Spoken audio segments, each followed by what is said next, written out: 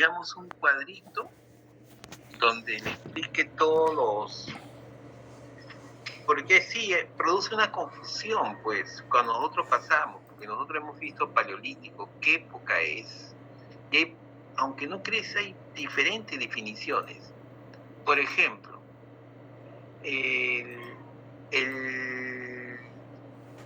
la época medieval no es la única forma de llamarse la época medieval. Hay la Edad Media, hay el feudalismo, hay la escolástica, y hay lo gótico y románico. Entonces, tantas clasificaciones en un solo periodo que te confunde, ¿no? Porque a los jóvenes no se les enseña por qué hay estas clasificaciones, ¿no? Hay una clasificación desde el punto de vista, digamos, del hecho social, porque todo es historia, tanto arte, el hecho social y el pensamiento filosófico. Entonces, si vemos el antecesor de la época del Renacimiento, vamos a ver que es el siglo XII y XIII. ¿Ya? ¿Y cuál es el hecho social que hace que se forme el feudalismo? Que no es un tema que debo recoger, pero que sí puede traer confusión, porque como no lo tomo, no lo abordo, porque uno aborda fundamentalmente las manifestaciones artísticas, pues hay que tener una base histórica, pero casi siempre no se tiene esa base histórica. Por lo tanto, tengo que conocer ese problema que existe para de alguna forma subsanarlo. Por ejemplo, en la época medieval, ¿ya?, el siglo XII y XIII. Y el hecho histórico que crea la época medieval es la caída del Imperio Romano. Ya no es un imperio, ya no es un gran imperio que abarca casi toda Europa. Ahora se forman pequeños reinos, pequeños feudos, pequeños castillos dominados por los reyes. Entonces, el hecho histórico se llama, es la caída del Imperio Romano. La total caída del Imperio Romano. El hecho filosófico es la escolástica, el pensamiento escolástico,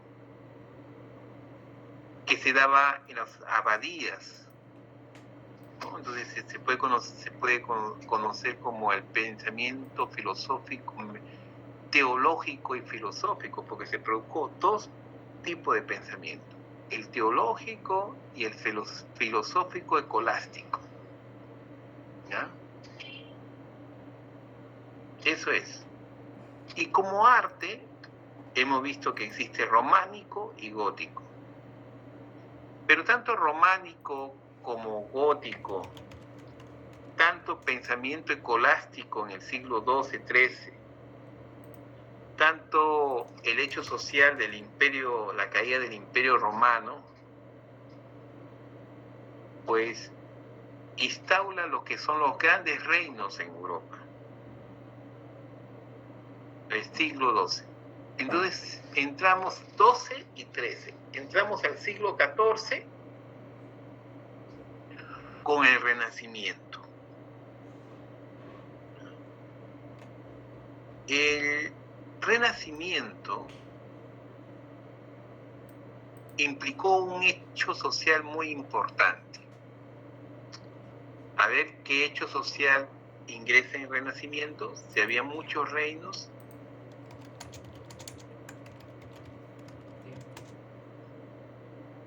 un hecho social es que ingresa en el siglo XIV que se llama la protoburguesía. Ya no solamente eran los reyes que tenían las grandes dinastías familiares, que habían sido reconocidos y consagrados por la Iglesia Católica. Nace un nuevo rico, incluso nacen los bancos, presta dinero a los reyes, compran títulos nobiliarios que no tenían y se comienzan a crear un poder fuerte económico, sobre todo en Italia, y con otro pensamiento totalmente diferente. Ya no es el pensamiento escolástico, casi teológico sobre el estudio y la interpretación de la Biblia, sino fundamentalmente el pensamiento humanístico, filosófico humanístico. ¿Ya? La idea que hay que conocer la naturaleza, conocer las leyes de la naturaleza, fue todo un cambio radical de esta nueva clase proto-burguesa que aparece, ¿no? Pero todavía con algunos haciéndose a la misma usanza de los reyes, comprándose títulos nobiliarios. Pero indudablemente fueron promotor de la ciencia, de los experimentos, de conocer la naturaleza.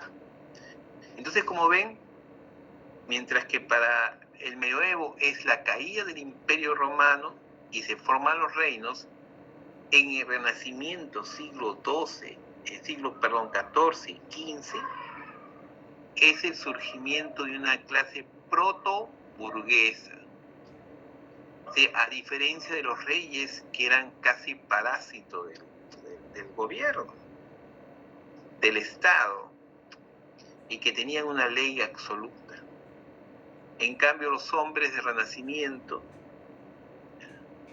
eran los nuevos ricos que se aparecían, los que van a crear las primeras industrias textiles, metales, y los que van a crear los bancos, los primeros bancos.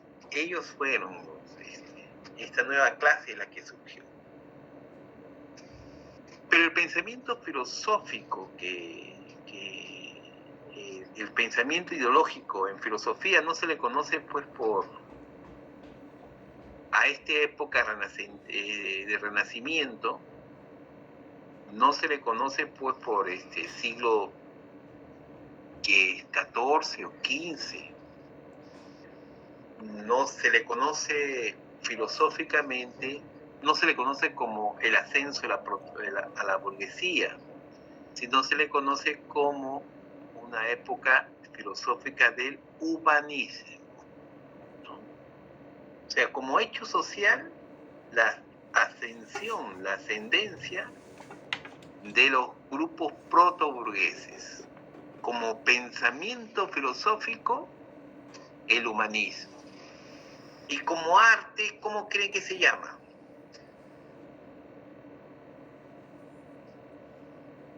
A ver.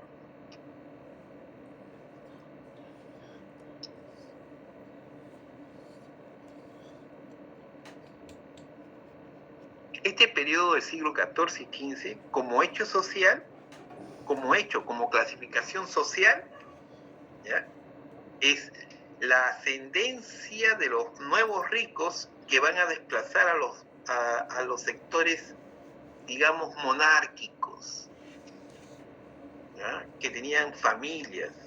Se van a hacer los nuevos ricos, pero todavía compran los títulos nobiliarios.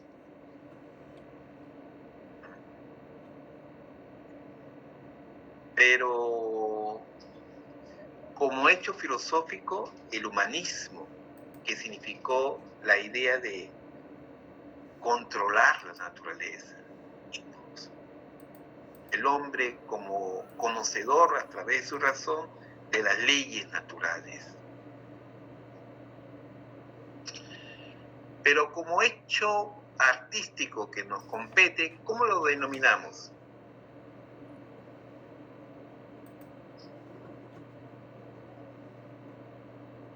A ver, ¿alguna idea? Caterín Milagros Muñoz, ¿alguna idea? Al siglo, ¿ahora qué vamos a ver? No, pero por ahí va Alan. Alan, no es precisamente romanticismo lo que vamos a ver, sino, ¿qué periodo vamos a ver? Renacimiento, profesor. Renacimiento. Melissa respondió, ¿ya? Muy bien. ¿Y quién más respondió? Jonathan, ¿no? O Sarmiento. Sí, profesor. Jonathan, ¿ya? Entonces, te das cuenta, Jonathan, al Renacimiento filosóficamente como movimiento, ¿cómo se le llama? Humanismo, profesor. Humanismo, muy bien. Y como hecho social es la ascensión, ¿ya? De los la nueva burguesía. La nueva burguesía, los protoburgueses, ¿ya? Entonces estamos siglos II, XIV y XVI. A ver si se le hago un esquema para que tengan en cuenta esa situación, ¿ya? La próxima, a pedido de sus compañeros. Entonces ahora sí, vamos a ver y pasamos lista primero, ¿de acuerdo? Pasamos lista. ¿Qué dice Lega? ¿Pasamos lista o más tarde?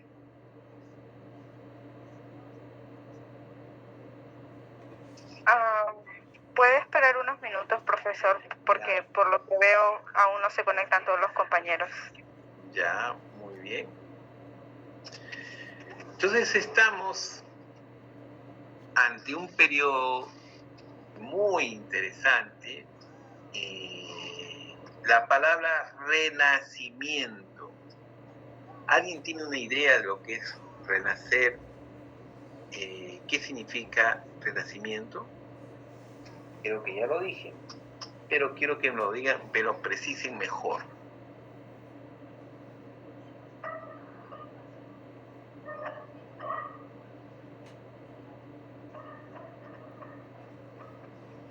A ver. Aunque... Profesor, un movimiento cultural y artístico, profesor. Pero no es, a veces podemos ver que sea un cultural y artístico. Sí, ya es cierto que es, pero todos han tenido un movimiento cultural y artístico hasta la época medieval. Tal vez... Construcción de mundo, una construcción de hombre. Disculpe. Sí, no hay problema. Sí, por ahí va muy bien.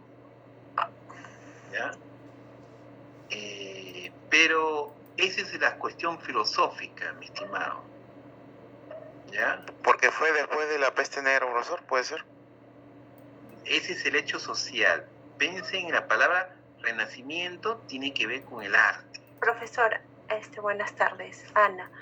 Es traer el arte antiguo de nuevo, o sea, traer esas, el arte de Grecia, de Roma, ¿no? Pero ya no como un oficio, sino como arte libre, ¿no? Va muy bien, ya, muy bien. Ahora la pregunta es que eso es efectivamente, ¿ya? Renacimiento significa renacer el mundo clásico. ¿Qué le había dicho, se acuerda, sobre el criterio clásico en Grecia? A eso sí le pongo muy bien nota. ¿Qué significa ser clásico? Ana Sofía Paredes, ¿no? Paredes. A ver.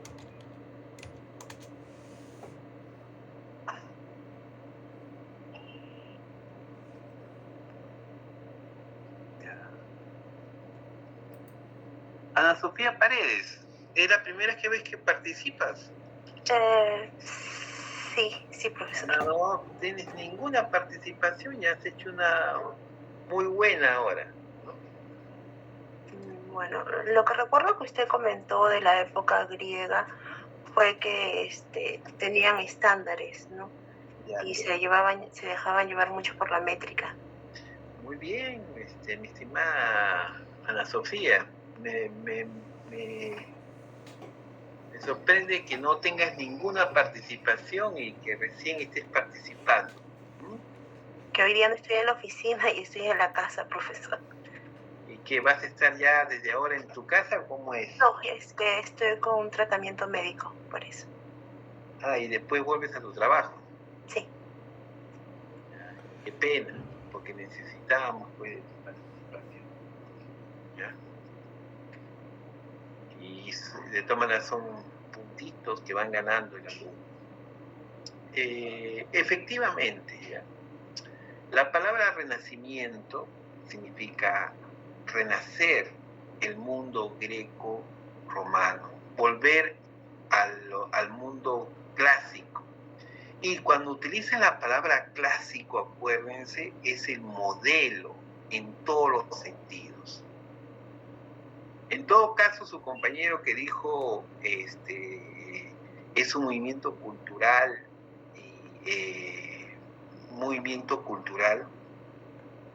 efectivamente fue un movimiento cultural, pero todas las épocas tienen movimientos culturales. Pero el concepto de movimiento cultural es mirar a la cultura greco-romana, es decir, Grecia y Roma como modelo. Pero la pregunta no se queda en la cultura del crucigrama, pues. Es decir, ¿qué significa eso de que renacer significa en el mundo greco-romano? Hasta ahí estamos, hasta la cultura del crucigrama.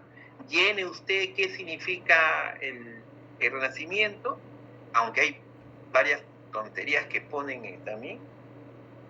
En eso también cumple una función de aclarar mejor las cosas, ¿no? De dilucidando. Muchas veces las definiciones se quedan simplemente en definiciones de, efectivamente, renace el mundo greco-romano. Pero ahora nos toca a nosotros, como estudiosos de la historia, de los documentos, ¿por qué hicieron eso? ¿Por qué esos hombres, estos protoburgueses, comenzaron a dar su mirada hacia un mundo greco-romano? ¿A qué se debe eso?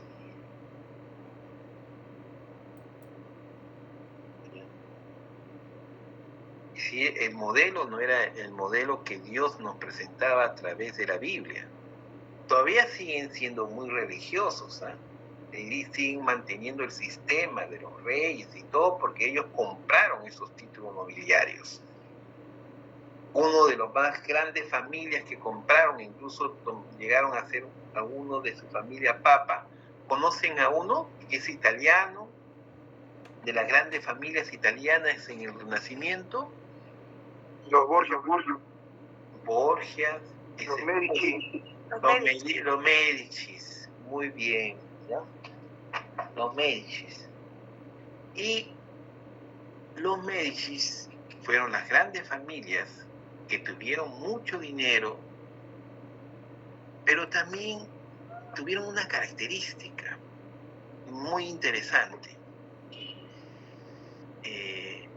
Mire, bueno, tengo un ejemplo muy antiguo en el Perú, pero que a diferencia, que hace que ustedes pueden, porque es mi época, o es un dato muy antiguo, que tal vez muchos de ustedes no lo conozcan, pero les voy a hacer recordar en el Perú.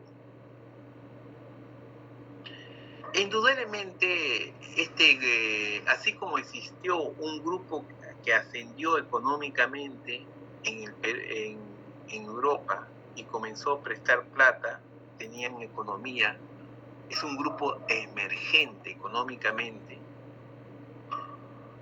¿De quiénes podríamos hablar acá en el Perú de un grupo emergente?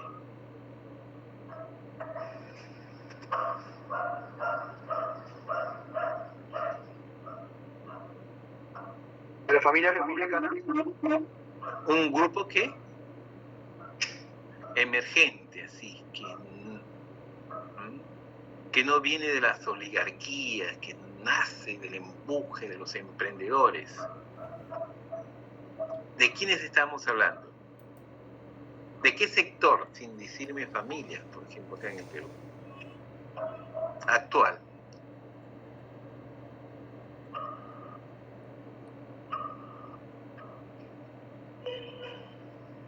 ¿Los de Gamarra tienen plata o no tienen plata? MIPE, sí, muy bien. ¿Y los de Gamarra son gente de plata o no son gente de plata?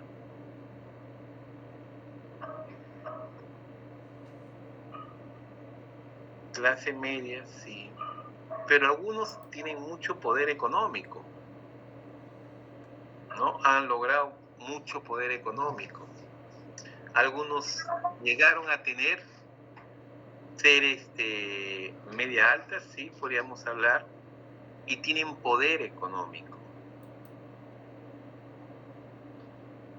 Los comerciantes, profesor. Los comerciantes del mercado, así, que tienen grandes economías, tienen grandes dineros, tienen una buena cantidad y muchos de ellos están viviendo en La Molina y todos esos sectores. Profesor, Sí, disculpe, ¿se refiere a que en esa época ya aparecen algo así. aparece la idea de progreso?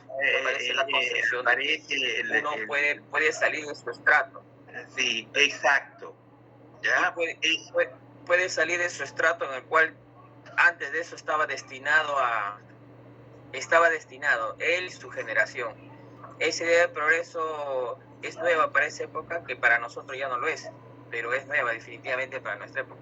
Aparecen justamente los pequeños burgueses, ¿no? Y todo lo demás.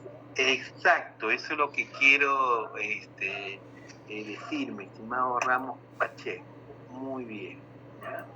Y sí, voy a dar un ejemplo, pero, ¿ya? Hay un pero.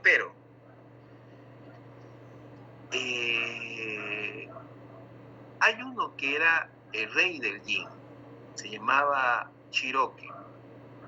Chiroque llegó a tener, acá en el Perú, llegó a ser alcalde de San Juan del Lurigancho. Entonces llegó a la política, ¿no? Y ya se quería lanzar a la presidencia.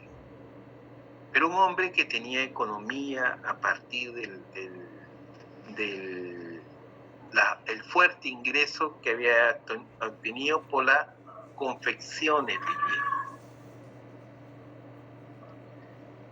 Pero él, con todo su dinero, con todo el poder económico que pudo haber tenido, con todo el poder político que ya tenía como alcalde, no tenía discurso cultural. O sea, no era reconocido culturalmente. Entonces, ¿qué hacen las personas como él, que en un principio emergen sin ninguna formación cultural, sin ninguna educación? ¿Cómo crees que a dónde se desplaza ellos? ¿Cómo hacen su discurso cultural? No basta tener el poder político, no basta tener el poder económico, sino también necesitan, ¿ah? No tienen abolengo, no tienen dinastía, como le pasó a los Médicis. Pero los Médicis tuvieron una gran diferencia en correlación a los nuevos ricos que aparecen en pleno siglo XX y XXI acá en el Perú. ¿Cuál es la diferencia? ¿Qué hizo Chiroque? ¿Cómo la gente obtiene mayor reconocimiento social, cultural? ¿Cómo cree que la gente popular, emergente logra tener su reconocimiento cultural.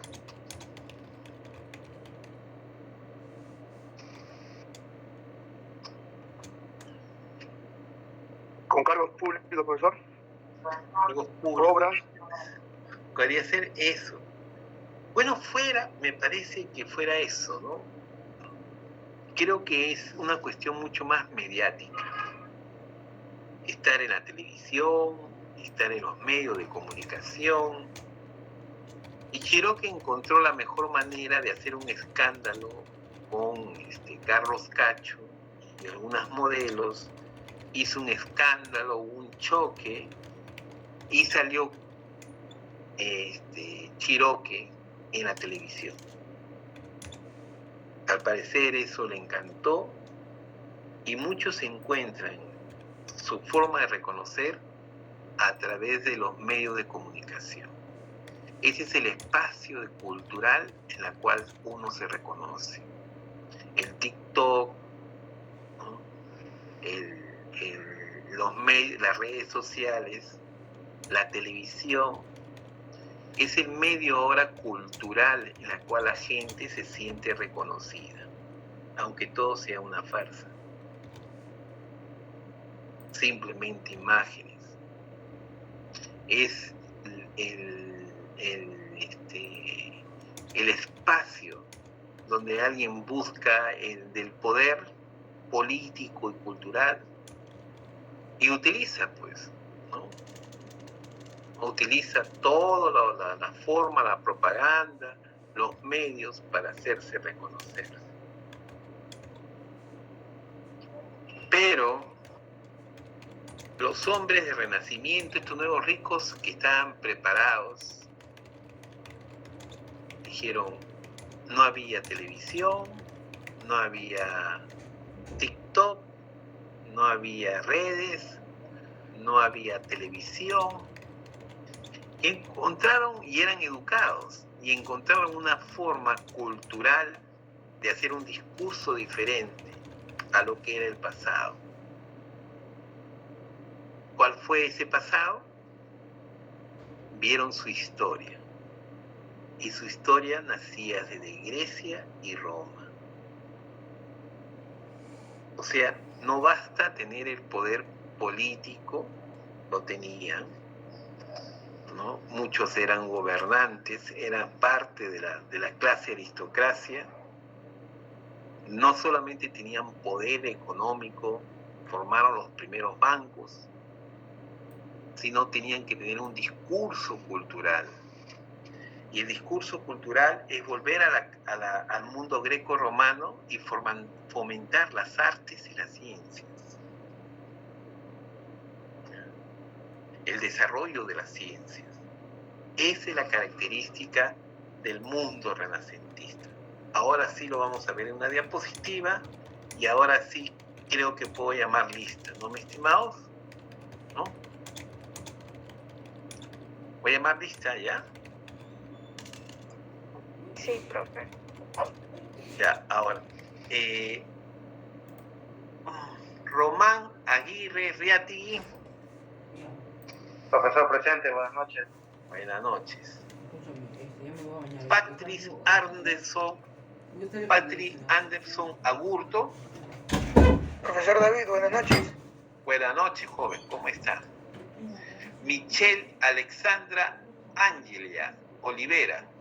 Presente, profesor, buenas noches. Buenas noches. Connie Ángeles Pinchi. Melissa. Presente, profesor David, buenas noches. Buenas noches. Ahora te veo tu voz más con menos decibeles.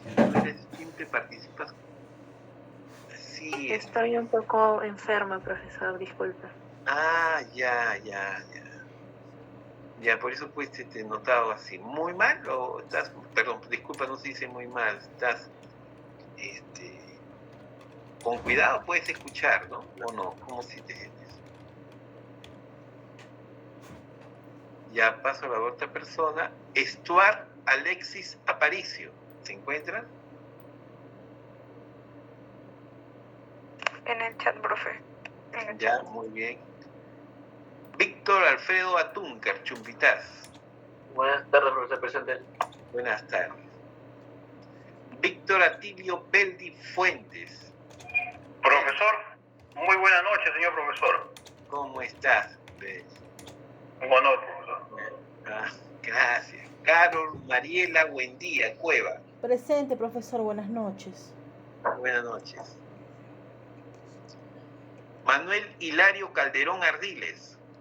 Presente, profesor. Buenas noches. Buenas noches. Roberto Jesús Calla Valdivia. Profesor, buenas noches, presente. Buenas noches, presente. César Martín Campos Serna. Buenas noches, profesor, presente. Buenas noches, ¿cómo estás? Pedro Alexander Capristano Guatay. Presente, profesor, buenas noches. Miguel Jesús Córdoba Cabello. En el chat, profesor. Ya, gracias. Stephanie del Carmen Espino. Buenas noches, profesor. Estel Carmen, me acuerdo que me dijiste. Rocío Lisek Gutiérrez Pilca.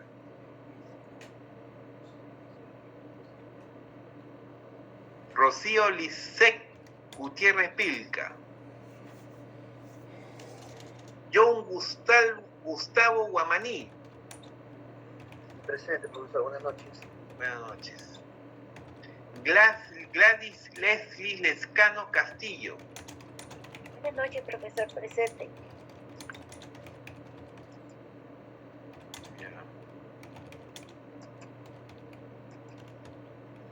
Alexandra Mirano Caña, ahí está mi delegada. Caterín Milagros Muñoz. Presente, profesor. Buenas noches. Juan Manuel Obando Portilla.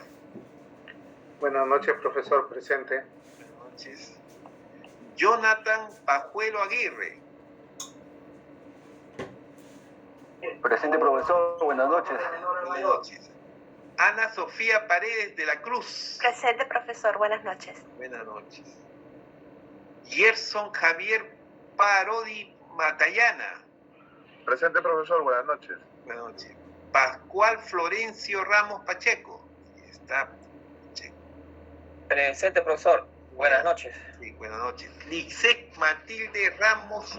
Buenas noches, profesor. Presente. Buenas noches. Jorge Antonio Sarmientos también está. Luis Antonio Simón Collantes. Presente, profesor. Buenas noches.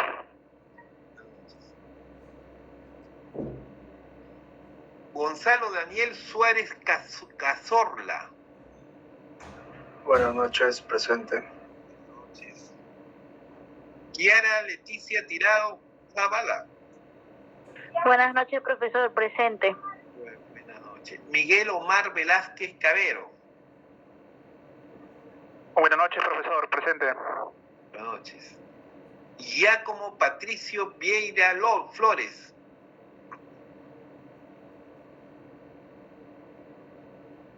Giacomo Patricio Vieira Flores. Ahí está.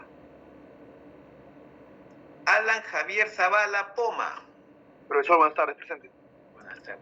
Natalia Carol Sea Ríos. Levanto su manito, profesor. Sí. Roxana Marisol Zuni. Buenas noches, profesor. Presente. Buenas noches. Entonces, los que están faltos son Rocío Lisek Gutiérrez. ¿Se encuentra?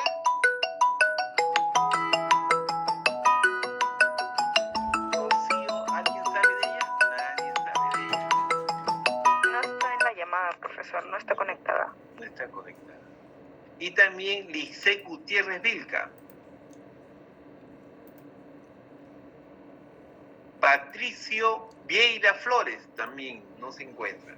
Bueno, guardar.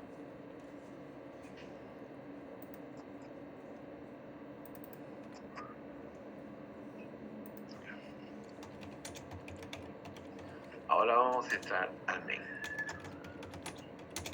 Voy a apagar mi cámara y vamos a compartir una diapositiva.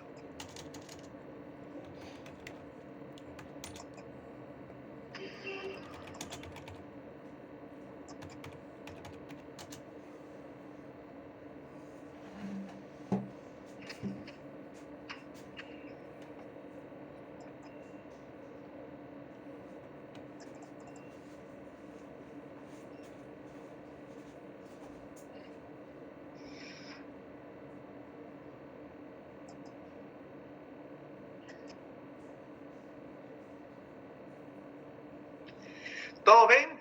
¿Sí? Sí, profe.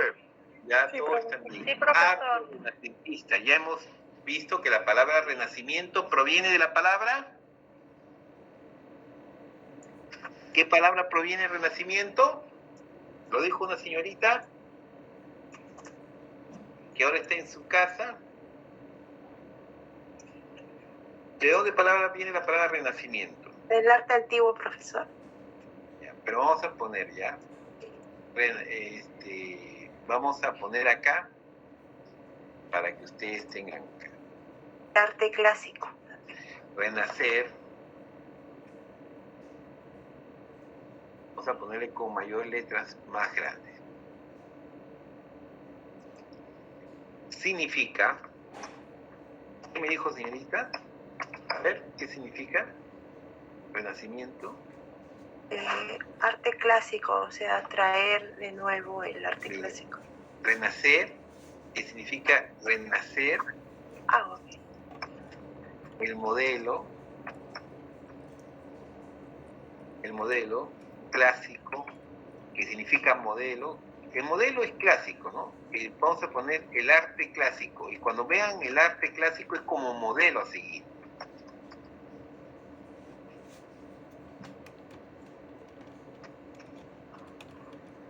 Greco romano.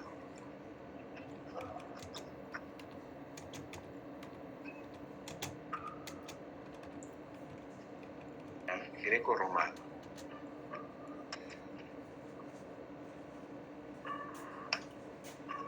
Greco romano. Ya, eso significa, ya, pero detrás de eso, ya, ¿qué existe? ¿Qué hay detrás de eso? ¿Por qué greco-romano? ¿No? Los protoburgueses,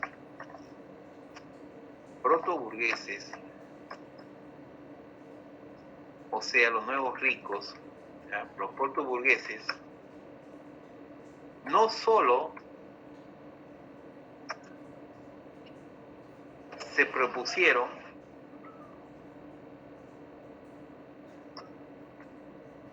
tener el poder que, primero el poder que, ¿qué tenían ellos? Tener el poder que, ¿qué es lo que tenían? Económico. Económico, muy bien.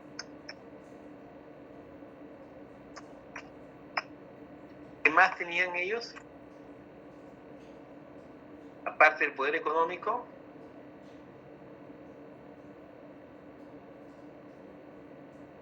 ¿Se puede decir que también político? Sí, también. Sí, político. Político, porque movían casi todos los países con el dinero que ellos tenían. Le compraban títulos nobiliarios. Pero, ¿ya? No solo se propusieron tener un poder económico y político, sino también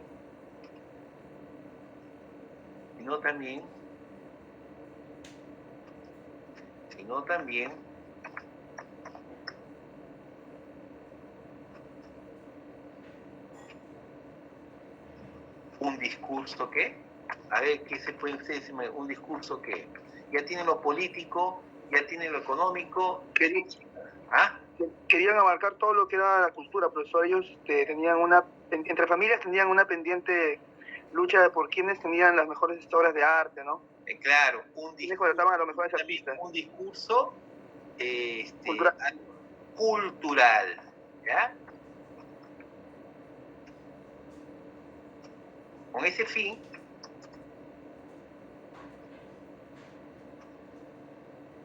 miraron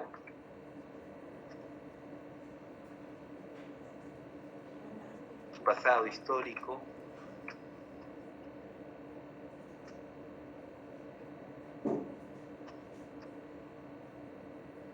greco romano, Grecia y Roma.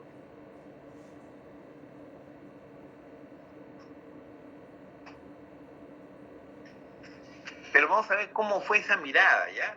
O sea, no es solamente decir, profesor, el diccionario dice mirar el mundo el Renacimiento. Lo hicieron porque, como tenían poder económico, político, necesitaban hacerse de una especie de aura social, de buscarse reconocimiento social en su grupo, de poder económico.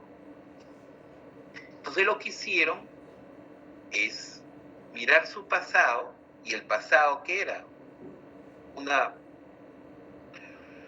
especie de florecimiento de las artes, sobre todo, y la ciencia. Pero veamos cómo era ahora, veamos cómo era, vamos a ocultar, significa renacer el arte clásico greco-romano. Los protoburgueses no solo se propusieron tener el poder económico y político, sino también un discurso cultural. Con ese fin miraron su pasado histórico greco-romano. Nuestro nuevo rico, ¿qué mira? ¿Ah? ¿Son educados o no?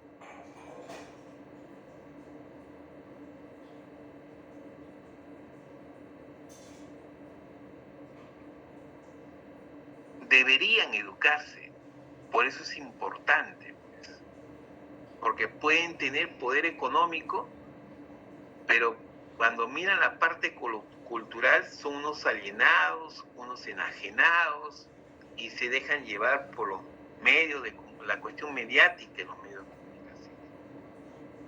Eso es lo que tenemos. Cuando ven esta figura de la península significa un apéndice que sale sobre la tierra, tipo bota, como ese es el caso de la actual Italia. Pero, ¿qué cosa ven de Italia acá que les llama la atención?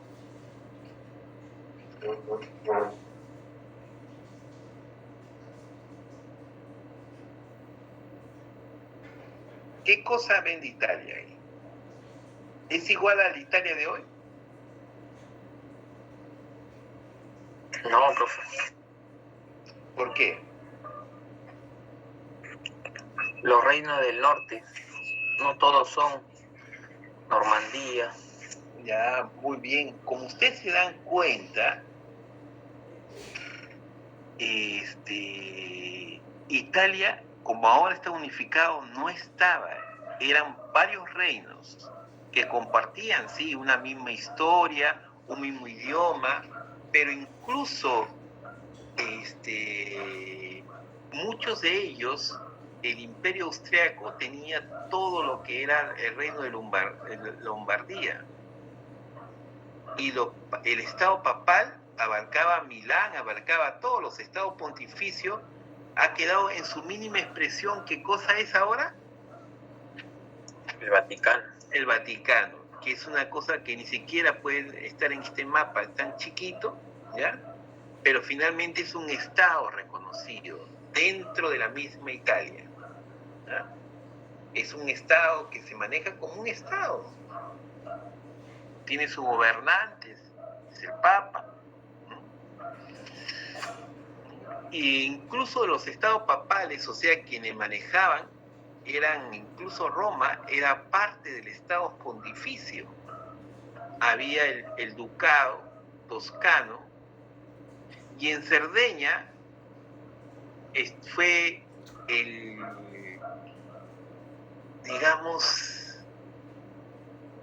la chispa que la familia Saboya, que era una familia muy antigua de los reinos italianos, fue la que prendió la chispa con criterios muy liberales para unificar nuevamente hasta Sicilia, unificaron nuevamente.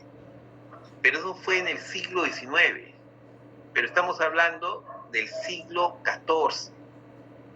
Y habían pontificios, habían estados que dependían de algunos imperios, como es Austria, el imperio austriaco,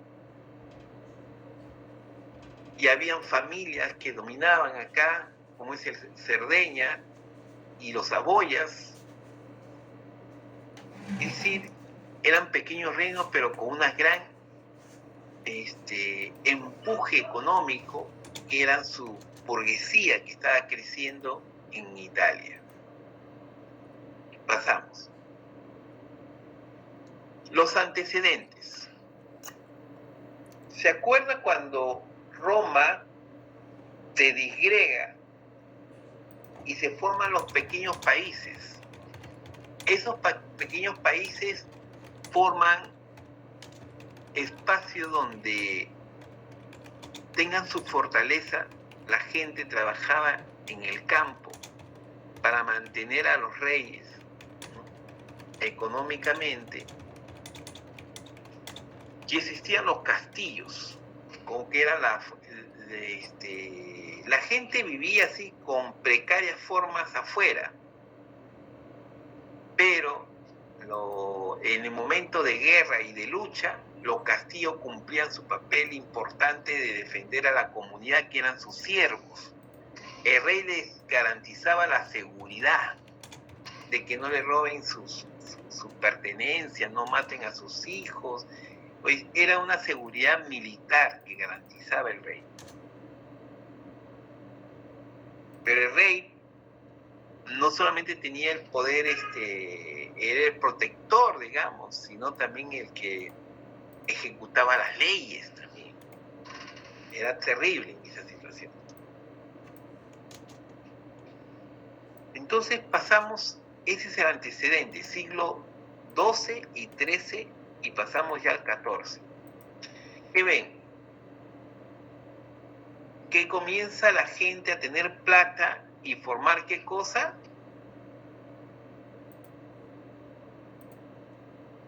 Los nuevos ricos ya no viven pues en los castillos, sino ¿en qué viven?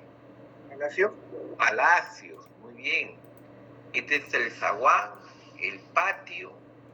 Miren la alusión renacentista, la alusión greco-romana. ¿Dónde está la alusión? O sea, hasta en la arquitectura comenzaron a asemejar a lo que era el arte greco-romano. ¿Dónde ustedes lo pueden encontrar acá en esta figura? En las columnas, profesor. Las columnas, muy bien, ¿no? Estas columnas, estas columnas de fuste liso se llama cuando no tiene ninguna estrella, no tiene ninguna canaleta, pero tiene bastante de greco-romano porque el capitel es fundamentalmente corintio, ¿ya? Y es parte de las órdenes griegas. Entonces comienzan a citar su pasado histórico, incluso en la arquitectura. ¿Qué más tenemos de greco-romano acá? En estos palacios. La escultura, pues muy bien. Ya la presencia del desnudo artístico, ¿no? Los cuerpos humanos eran parte de la naturaleza y la representación en hornacinas de este espacio proviene de las antiguas galerías renacentistas, que eran las obras que ellos representaban, ¿no? Ahora vamos a ver eso. Pero, muy bien, señorita. ¿Quién es la que ha participado? Ana, profesor. Alan, ¿no? Ana Sofía. Pero tu apellido. Paredes. Paredes, creo que ya estás, ya Paredes. Te digo que nunca habías participado, ahora estás con la espada desenvainada. Gracias. ¿Ah? Así se habla un dicho, ¿no? Cuando está así, agudo, así, volando con las espadas renacentistas. ¿Ah? Ya, muy bien, la escultura, la columna, por eso le llaman. ¿Qué más encontramos en este palacio renacentista? El arco de medio punto, profesor. Muy bien, ¿quién ha sido este joven? Jonathan, profesor. ¿Jonathan qué? Pajuelo. Pajuelo. Jonathan Pajuelo.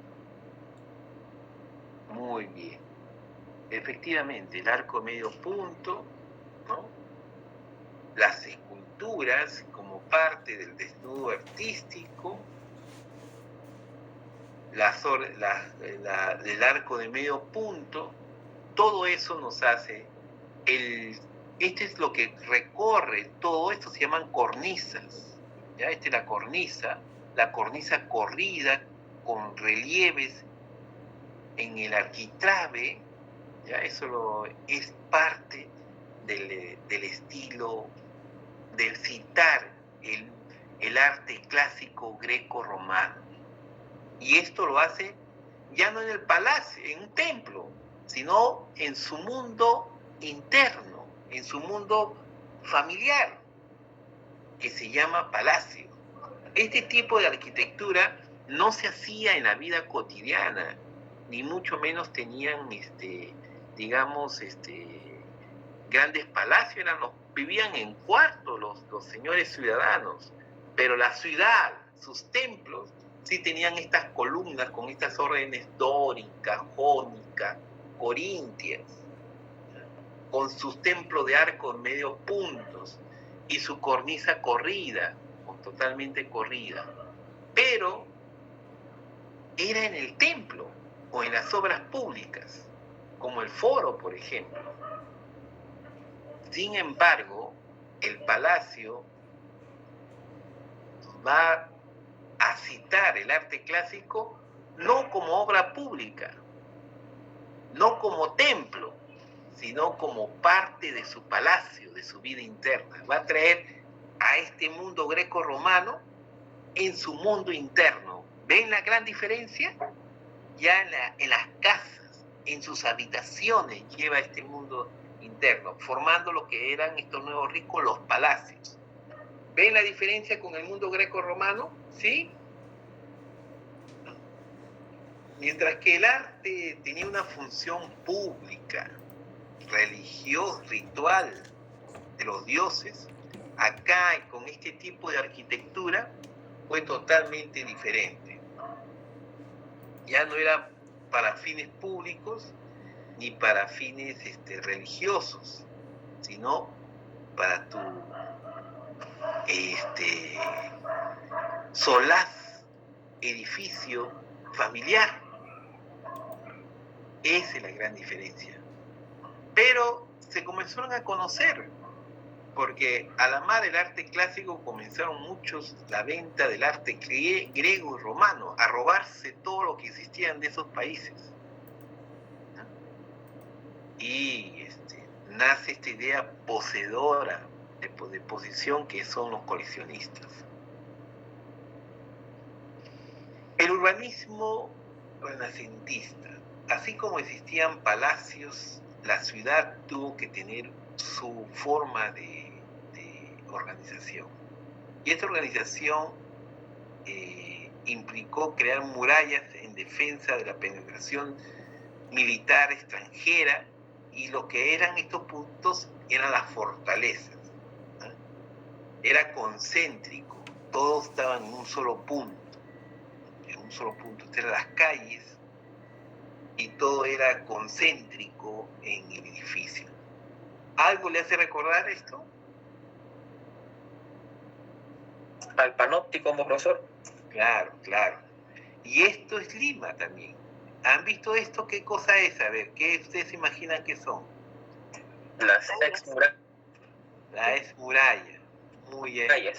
Ya, entonces, este tipo de urbanismo amurallado. ¿Saben lo que es urbanismo? A diferencia de la arquitectura. A ver, jóvenes, ¿qué me dirían?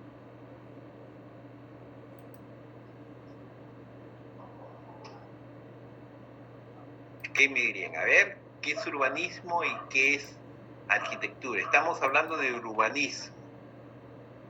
¿Y por qué no hablamos de arquitectura? ¿Cuál es la diferencia? El urbanismo es como la torta que ustedes compran en cumpleaños. ¿Qué tiene una torta que cumplen? ¿Qué cosa tiene una torta de cumpleaños? A ver, jóvenes, a ver qué me dice. ¿Qué es lo que tiene? Profesor, ¿hecha o por hacer? Hecho ya. Decoración. Pero si tú dirías qué cosa internamente, quiero que... El bizcocho. El bizcocho. ¿O qué? ¿Qué más? La mermelada. La mermelada, muy bien. El posh. El merengue falta. El merengue. Y el chantilly. Y ya, el chantilly. Todo es una capa, ¿no es cierto? De organización. No puedes tú mezclar así el chantilly, el queque mezclado, combinado. Igual, el urbanismo es organizar a la ciudad bajo las funciones de los edificios. Hay una zona de comercial, hay una zona política, digamos de organismos políticos, hay una zona, ¿qué te digo?, comercial de mercado, hay una zona de diversión, hay una zona de religiosa, y así, ¿no? Eso es ver la planificación, ¿ya? Y ninguno de nuestros que he escuchado se ha referido a la planificación de la ciudad. Han hablado de cosas de poner carreteras, pero en una planificación caótica es como no resolver el problema real. Lima tiene que rehacerse, tiene dos sectores marginales, los ricos y los pobres, ambos están en los cerros, ¿ya? Y ambos tienen este problema de agua. Bueno, ellos compran, los de la Molina compran agua en cantidad, gastan agua en cantidades, tienen esta agua, pero no tienen un gran pozo de agua, ¿no? También tienen esos graves problemas. Pero lo que le quiero decir es que el urbanismo significa la distribución de la ciudad, ¿ya? Entonces Lima tiene esta forma amurallada típicamente renacentista. A ver, ¿alguien me puede decir cuando presento esta figura qué es lo que trato de decir? ¿Qué mensaje les quiero dar? Eso es, por ejemplo, ¿qué cosa? Gremios de arte medieval. ¿Qué quiere decir?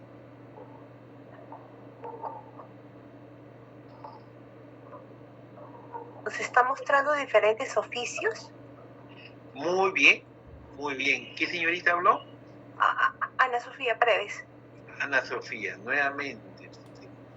Está demostrando diferentes oficios. Efectivamente, hay diferentes oficios, y diferentes oficios significaba que tengan una organización como un sindicato. En este tiempo se llamaba gremio, una forma de trabajar. Pero, lo que quiero decir es que en el gremio de hacer obras de artes había la división de trabajos. Algunos se dedicaban a esculpir, otros se dedicaban a pintar, otros se dedicaban a adorar, y sí, nadie hacía una sola obra. Todo era como un sistema de trabajo, así como hacer la pasta dental. Algunos se dedican a hacer el cartón, otros se dedican a hacer la pasta, otros se dedican a hacer el estuche de la pasta, ¿cómo se llama? No me acuerdo. El chiguete que va a servir para la pasta, y así hay división del trabajo. Y eran considerados los artistas simplemente como artesanos, porque existía esa división de trabajo. Es como una fábrica. En la fábrica la característica es la división de trabajo. Entonces algunos se dedicaban a esculpir, otros a adorar, otros a pintar, otros a arreglar, otros a poner las letras, y así era una división del trabajo en la época medieval.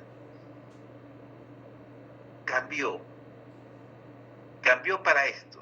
Ya no eran grupo de personas que trabajaban, habían grupo de personas que trabajaban, tallaban, grupo de personas que pintaban, grupo de personas que hacían iluminaciones, y así cada uno cumplía su función.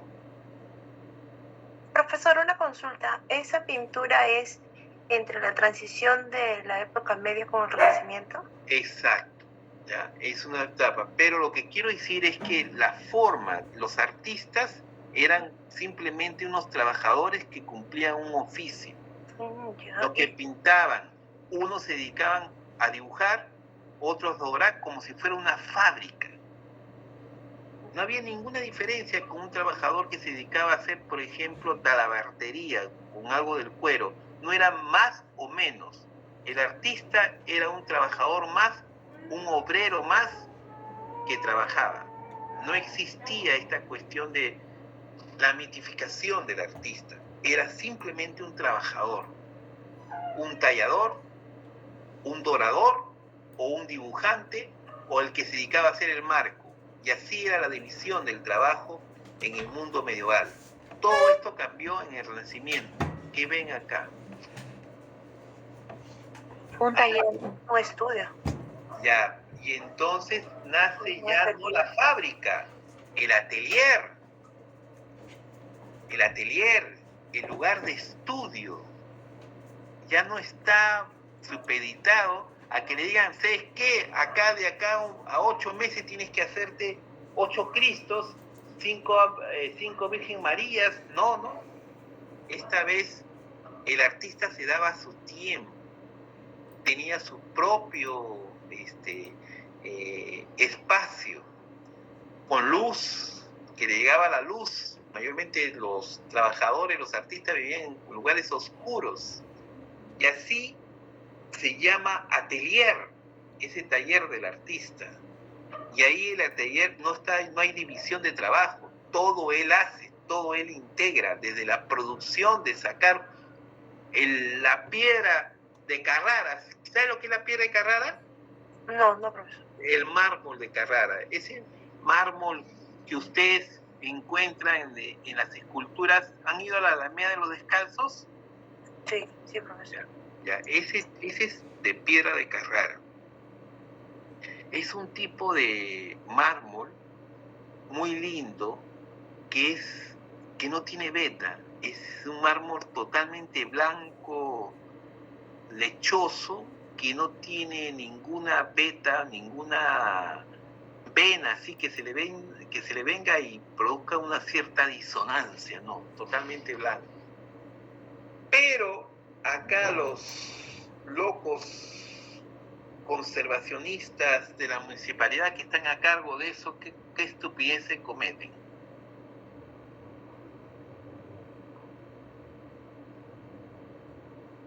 Pintador. No tanto que pintar. Mire, toda piedra tiene, no es una piedra así como si fuera un escudo, no. La piedra tiene porosidad. Entonces, si tú mandas a cualquier persona a limpiar con ACE o limpiar esas esculturas, pues que se tienen que mantener en limpio, lo que hace que lo percudido, lo que tú sacas, ingrese a los poros del mármol. Se corroe, Más entra, pues, y mancha toda esta textura interna de las esculturas. Hay que tener bastante cuidado. Entonces hay que buscar, que puedes hacerlo en general, pero, por ejemplo, con agua que no tenga ningún tipo de mineral. El agua que nosotros tomamos tiene cantidad de minerales, hasta, digamos, metales que no son que según la Sedapal no son tóxicos, pero finalmente tomamos muchas cosas del agua que tiene sedimentación. O sea, cuando ustedes ponen la tarjeta, cada cierto tiempo tiene que limpiar su depósito porque se forma una sedimentación y esto hace que los lugares de reservorio sean cada vez más chicos, y entonces es necesario quitarle todo este sarro que se forma a partir de minerales. Pero en el caso de limpiar, hay un tipo de tratamiento del agua donde le quitan todos los minerales. Eso se llama agua ionizada, creo que se llama así, y se puede limpiar, ¿ya? Cada vez si ustedes tienen un cargo, algún día, acuérdense de esa lección, ¿de acuerdo? Ya, este es el taller de Leonardo. Y como eran grandes compradores de arte, querían lucirse, comenzaron a proteger a los artistas, le dieron su atelier, dije, bueno, tú no te dediques así como los artesanos, tú vas a tener tu propio taller en el palacio, pero tus obras van a ser mías y vas a exponer para mí y tú vas a trabajar para mí y tú te vas a educar, no tengas miedo hazme la obra que tú quieras, libertad, y te voy a hacer también reconocido, porque por primera vez en el Renacimiento, ¿qué es lo que pasa? Que antes no pasaba. Producía un carácter netamente individual, un carácter donde a los artistas se les comienzan a reconocer en sus pinturas, que estampaban qué cosas por primera vez en las pinturas. Ya le he dicho, ya, a ver, intuyan, qué cosas por primera vez se estamparon en la pintura. Y se hacían famosos.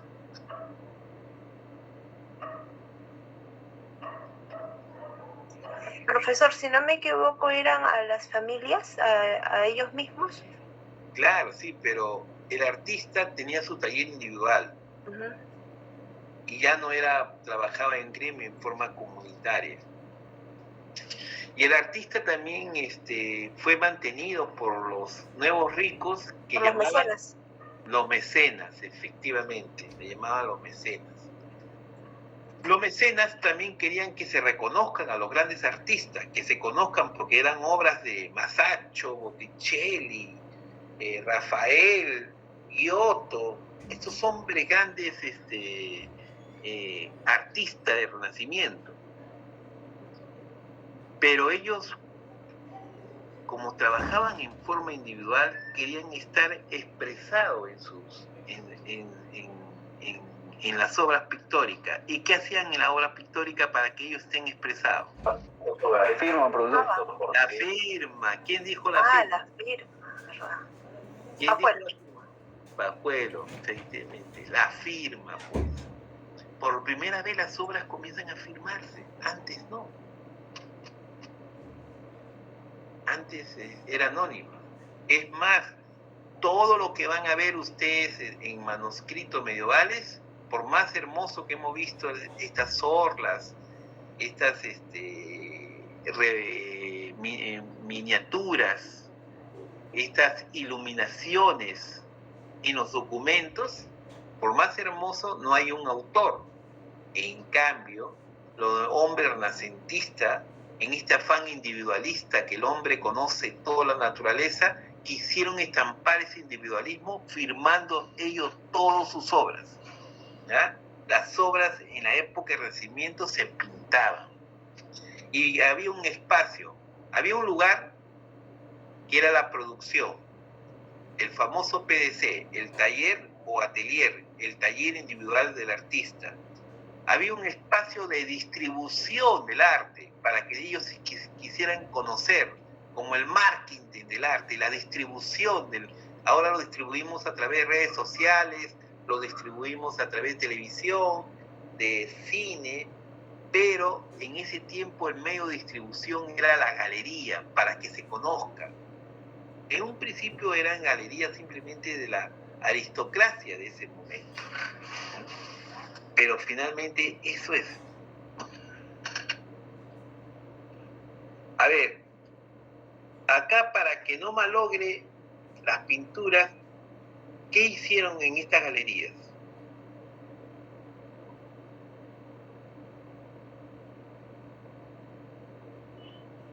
para que no las malogren del contacto de las personas o de la luz. De la luz, ¿qué hicieron? Ya que pusieron en el medio, o sea, afuera, lejos de la luz, ¿no? Eso es lo que yo puedo ver acá. Ustedes ven acá esta parte del techo, se llaman claroboyas, es una altura. Y esta claroboya hace que la luz no entre directamente, sino rebote y caiga, y ya no cae para poder malograr las obras. ¿Cuál es la peor luz de todas? Que malogra los documentos, que tienen ustedes que correrse esa luz. La solar, la natural. La natural. La segunda luz, entre luz incandescente y fluorescente, ¿cuál es la peor?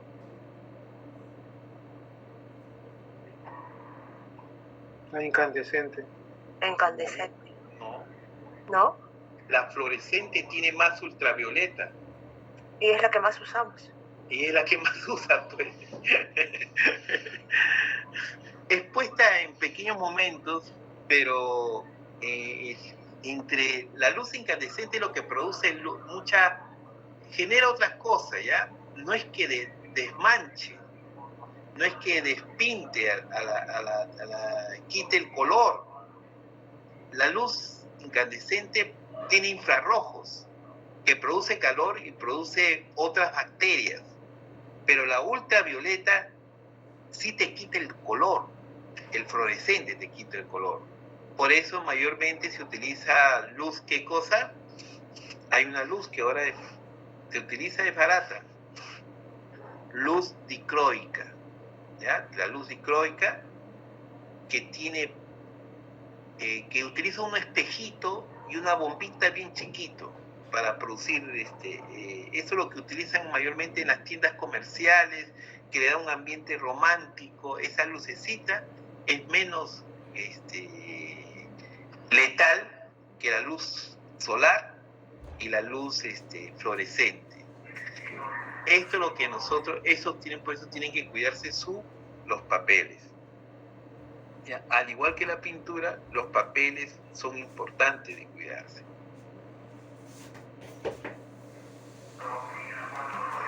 Que pase el que vende las piñas.